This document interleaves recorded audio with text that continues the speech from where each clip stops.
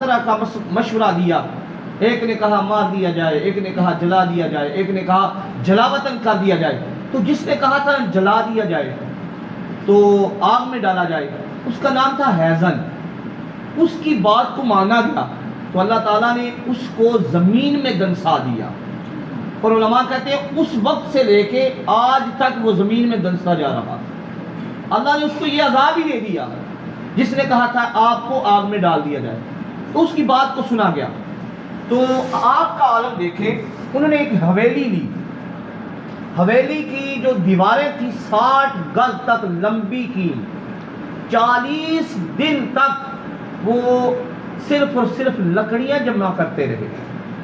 ان میں 40 دن تک پٹرول ڈالتے رہے. حویلی کی لمبائی کتنی تھی؟ 60 گز. اس میں وہ آگ ڈالتے رہے، اس میں وہ لکڑیاں ڈالتے